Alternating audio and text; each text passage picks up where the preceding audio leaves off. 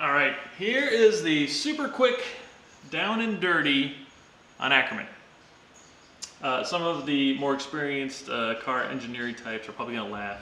I think most of this stuff is accurate, I'm telling you. I don't know, prove me wrong, right?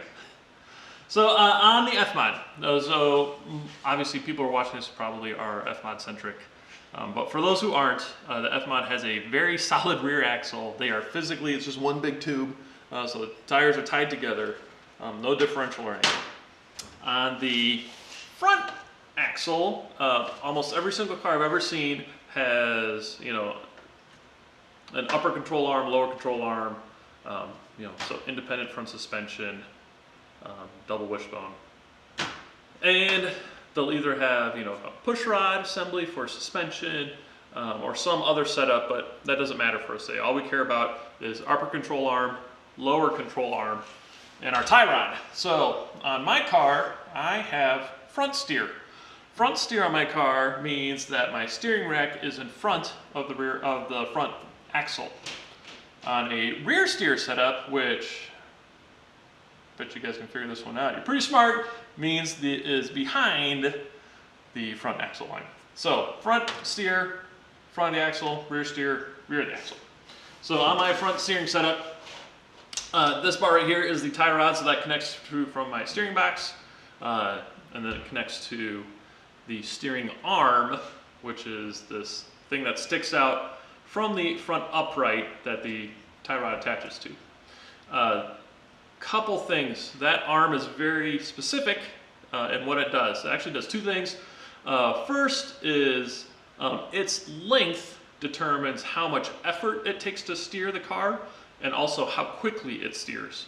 So the length of that arm, obviously a longer arm gives you more leverage to turn the car, but it also slows things down because it has to travel a greater distance per degree of rotation on the front setup. And then the length of the arm, the position of the bolt hole is what determines Ackerman. And Ackerman is what we're talking about today. So I don't really care about the length of that for right now. I care about where that bolt hole lives.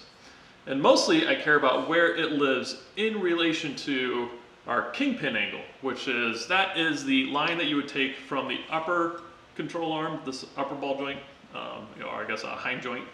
So that line that connects from the center of that one to the center of the bottom. So that gives me a, looking from this direction that the camera's pointing, it gives me a line that kind of angles down a little bit. Looking from my direction right here, it gives me a line that is kicked over a little bit because I have some caster in the car. So that line is not a perfectly plumb line. It angles down and it's tilted back. So kind of keep that in mind a little bit. That gets a little bit more nuanced when you're measuring Ackerman. But anyway, so that line, that Kingpin angle, in relation to your steering attachment. So as we look at the car, which you're going to see me kind of out of frame, you're going to grab some tools. As we're looking at the car, if we look straight down on the car, I can see this is kind of the cheater way to kind of just visually check it. My upper ball joint connection, and the top of my connection where my steering arm attaches, that makes a line. If I were to kind of use my little visual aid, this is my old steering shaft. So if I were to kind of place that on there, that gives me a line that angles towards the center of the car. If I were to draw one line on each side in that same position, they would both intersect at the center of the car at some magic point, and that's kind of our Ackerman point. That tells me if it is in front of the rear axle, it tells me that I have pro Ackerman. If it is behind the rear axle, it tells me I have anti-Ackerman. Ackerman benefits we should talk about real quick. First let's go what Ackerman does. Ackerman causes your front wheels to turn at different rates as you are steering. We want them to turn at different rates because you can picture as you're going around a turn, let's say we're just going around a steady state circle, that's a fixed diameter, our front wheels and FMod are 55 inches apart to the outside. So for sake of argument, let's just say we're drawing two circles. One is at 40 feet and one is at 40 feet plus another 55 inches. Now obviously the radius is different, the angle that the wheels would have to turn to travel those two lines would be different. Our inside tire would have to turn a little bit more compared to our outside tire. And that's why we have this Ackerman setting. So if that point that we talked about earlier met at exactly the rear axle, that means that we would have neutral Ackerman. And as we went around that turn, those two tires would track exactly the same as we went around the turn as your rear axle did, and you would have totally neutral Ackerman. So why don't we want perfect neutral Ackerman in a race car? Well, there's some discussion around that.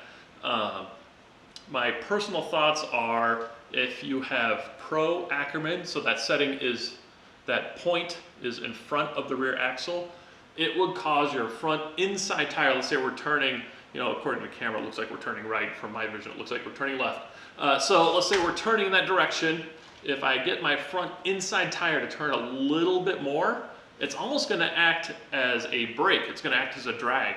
It's going to give me something to pivot again. It's going to cause the car to yaw a little bit and give me that moment to get the car starting to rotate.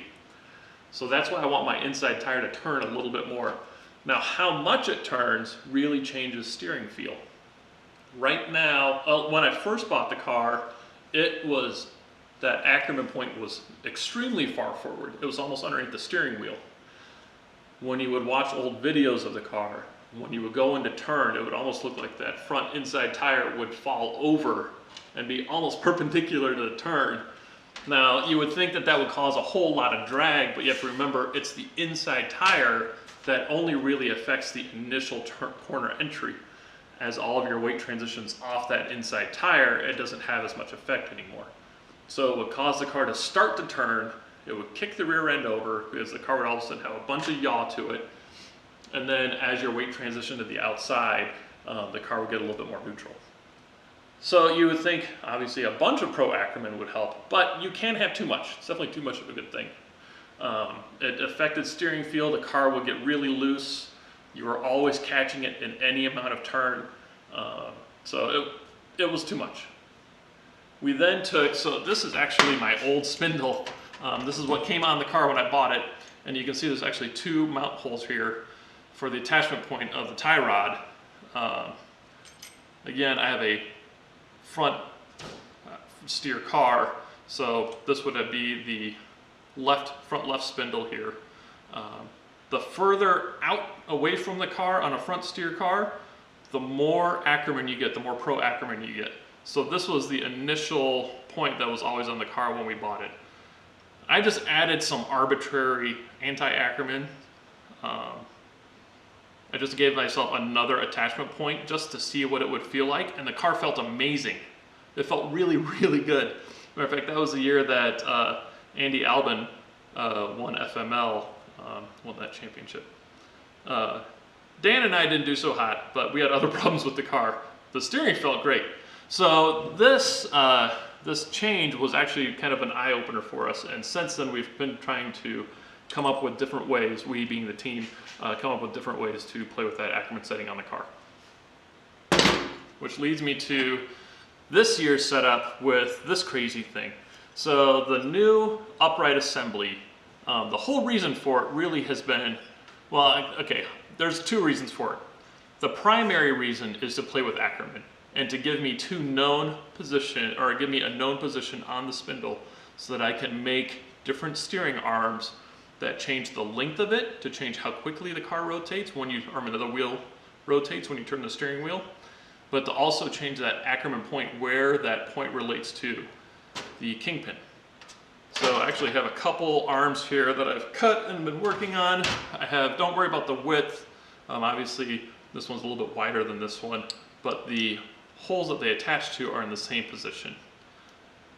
So if I were to line these guys up and zoom in on the camera here, so you can see the attachment holes in the same spot, and then the spot where the tie rod will attach is a little bit different.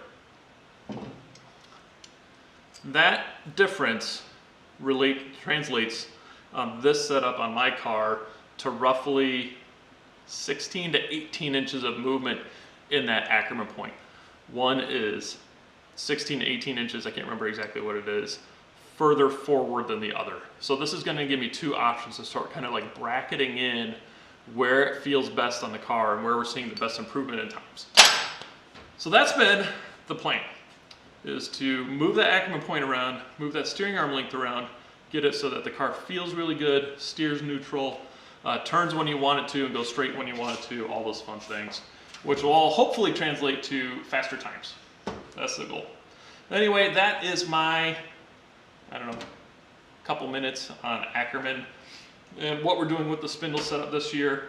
If you have deeper questions about Ackerman, I probably don't know the answer, but I can give you my best guess, and I can, you know, help you, or you can help me. We can all figure it out together.